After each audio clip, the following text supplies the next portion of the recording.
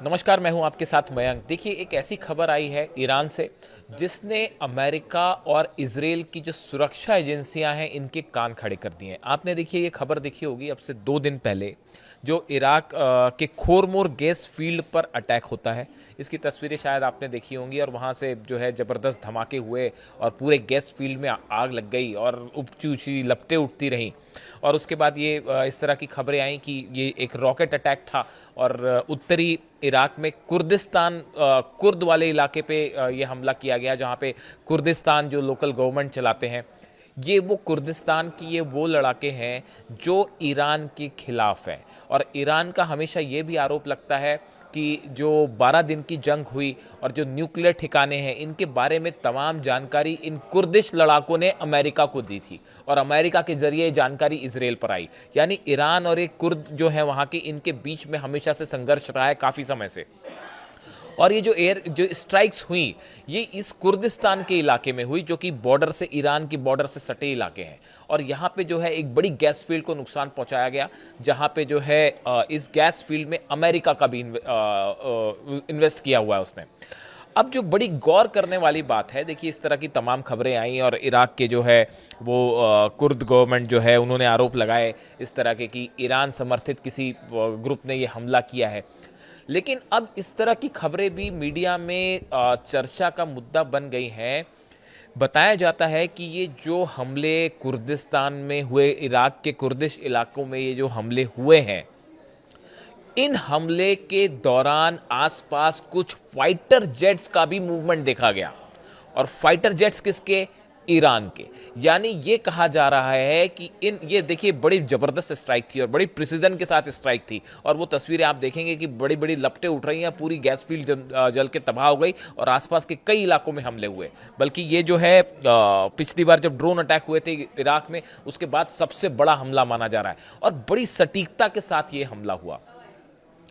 अब कुछ लोगों का, डिफेंस एक्सपर्ट्स ये मान के चल रहे हैं, कुछ का कहना है, ऐसी खबरें हैं कि जब ये स्ट्राइक हुई उस समय काफ़ी सारे एयरप्लेन्स का भी जो है मूवमेंट देखा गया वहाँ पे, फाइटर जेट का मूवमेंट। और कहा जा रहा है कि ये फाइटर जेट ईरान के फाइटर जेट्स थे। अब इसके अलग अलग कयास निकाले जा रहे हैं। कहा यह जा रहा है कि क्या ये एयर स्ट्राइक थी और ईरान की तरफ से की गई थी। इसके बारे में कोई क्लेम नहीं है, किसी तरह का कोई क्लेम नहीं किया ईरान ने, ना इस तरह की कोई बात कही। लेकिन इस तरह की बात चर्चा में है कि क्या ये ईरान ने एयर स्ट्राइक की थी, क्या ईरान ने अपनी एयर फोर्स की ताकत दिखाई है पूरी दुनिया को। देखिए ये खबर अहम क्यों हो जाती है। 12 दिन की जंग में जो बात सबसे ज्यादा चर्चा का कंसर्न था ईरान के लिए, वो था ईरान की एयरफोर्स। ईरान को अपनी एयरफोर्स मजबूत करनी है। और जब से जंग खत्म हुई है 12 दिन की, उसके बाद से खबरें आती रही लगातार कि रूस ने जो है मिग 29 जेट्स दे दिए हैं ईरान को। हमारा चैनल सबसे पहला चैनल था, हमने आपको बताया था कि रशिया ने मिग 29 जेट्स दे दिए हैं ईरान को। हमने आपको सबसे पहले ये बात बताई थी कि एक बड़ा कार्गो प्लेन ईरान पहुंचा है, जिसमें बताया जा रहा है कि सुखोई 35 Su-35 प्लेन के असेंबल पार्ट्स हो सकते हैं, जिन्हें असेंबल करके एक जेट में डेवलप कर लिया जाएगा ईरान में। यानी कि गुपचुप तरीके से जो है रूस ने जो है अपना सुखोई 35 जेट भी दे दिया है। इस तरह की खबरें हैं। J-10 चाइना का जो फाइटर जेट है उसको लेकर भी खबरें हैं, लेकिन अभी इसकी पूरी पुष्टि नहीं है। तो देखिए ये कहा जा रहा है, कुछ एयर एक्सपर्ट्स ये मान के चल रहे हैं कि ये जो नए प्लेन्स मिले हैं ईरान को, ईरान ने इसका एक प्रकार का टेस्ट किया। कुर्दिश जो उसके दुश्मन हैं उन इलाकों पे ईरान ने अपने नए फाइटर जेट से एयर स्ट्राइक करी। यह एक प्रकार की वॉर एक्सरसाइज थी, ये दिखाने की कोशिश थी। और खुद ईरान इस बात को देखना चाहता था कि उसके पायलट्स कितने प्रिसीजन के साथ स्ट्राइक कर सकते हैं, उसके जो नए फाइटर जेट्स आए हैं वो कितने सक्षम है। ऐसा कई सारे एक्सपर्ट्स का दावा है। देखिए मैं फिर रिपीट कर रहा हूं, इसका भी कंफर्मेशन नहीं है, इसकी तरफ से ईरान ने कोई क्लेम किया हो ऐसा नहीं है, या किसी एजेंसी ने इसको जो है इसके बारे में कोई पुख्ता सबूत दिया हो ऐसा नहीं है। लेकिन ये चर्चा का मुद्दा बना हुआ है इंटरनेट पर, सोशल मीडिया में, खासकर एविएशन से जुड़े जो कि वॉर इंडस्ट्री है वो बड़े माइन्यूटली काम करती है कि देखिए जब भी कोई भी स्ट्राइक होती है उस स्ट्राइक के बाद उसमें क्या वेपन्स यूज़ हुए, कौन सी मिसाइल्स यूज़ हुई, वो आईसीबीएम थी या वो बैलिस्टिक मिसाइल थी, कौन सी टेक्नोलॉजी का परीक्षण हुआ है, जब भी कोई टेस्ट होता है तो ये तमाम चीज़ें चर्चा का मुद्दा बनती है। किसी भी फाइटर जेट से रिलेटेड कोई भी खबर आती है तो वो भी एक प्रकार से जो है एक डिफेंस इंडस्ट्री जो है उसको एनालाइज करने लगती है। अब ये कहा जा रहा है कि ये जो हमले हुए इराक के खोरमुर गैस फील्ड पर, ये जो है इसके दौरान ईरान के फाइटर जेट्स ने टेक ऑफ किया सीमा के पास। यानी क्या ये माना जाए कि ये हमले ईरान ने अपने फाइटर जेट से किए हैं? अगर ये हमले ईरान ने किए तो क्या ये संदेश था अमेरिका को और इजराइल को कि हमारी एयरफोर्स अब मजबूत है? क्या वाकई सुखोई 35 जेट्स का इस्तेमाल करना ईरान की एयरफोर्स ने शुरू कर दिया है?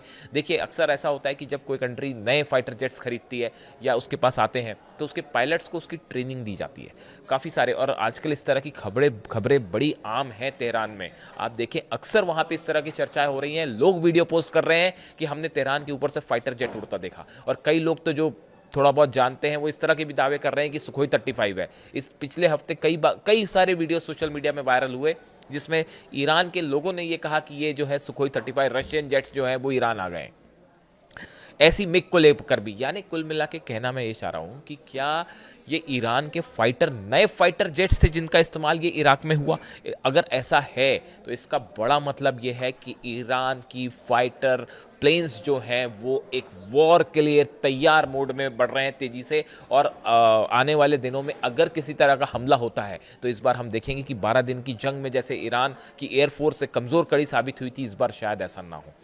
देखिए, ईरान ने इस मामले के बाद जब ये हमले हुए इराक पर, इसके बाद जो है इराक की तरफ से जो है वो अमेरिका से मदद मांगी गई।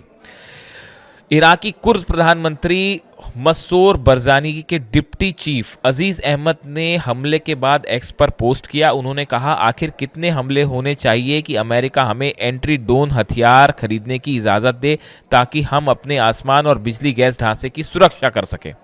कुर्दिस्तान रीजनल गवर्नमेंट उत्तरी इराक में खुद का शासन चलाती है।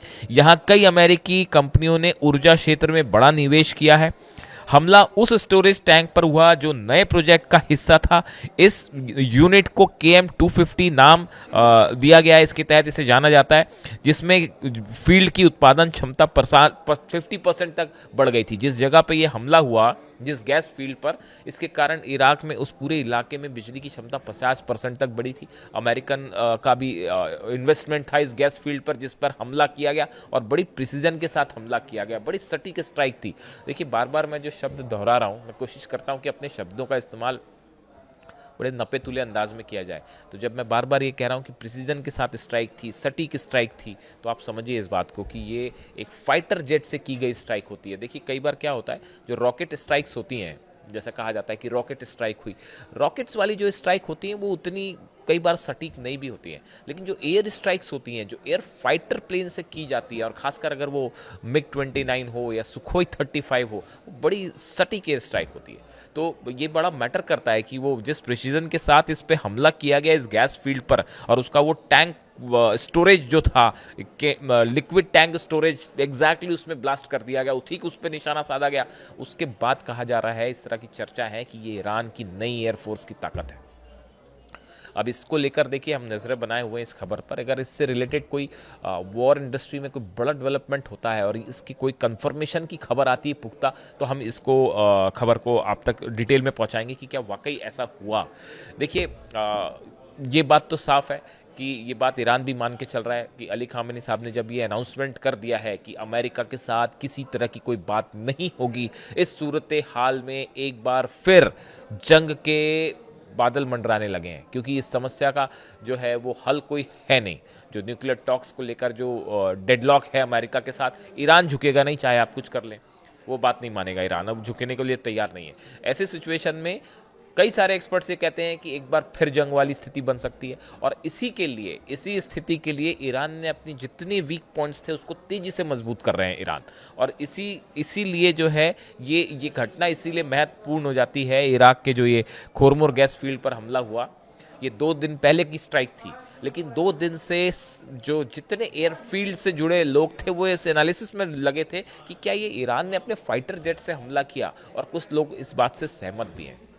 अगर ऐसा है तो ये एक बड़ी चुनौती होगी आने वाले दिनों में अमेरिका और इजराइल के लिए। और अगर ईरान की एयरफोर्स, देखिए अभी प्लेन्स आने शुरू हुए हैं, कहा जा रहा है कि एक बड़ी डील हुई है ईरान और रशिया के बीच में और ईरान और चाइना के बीच में भी, और ईरान ने अपना ऑयल से उसको कंपनसेट करने की बात कही है कि हम आपको, आप हमें प्लेन दीजिए, बदले में हम आपको फ्री में ऑयल प्रोवाइड करेंगे उसकी कीमत का, जो कि जहाज के बराबर होगी। ऐसी डील हुई है चाइना और ईरान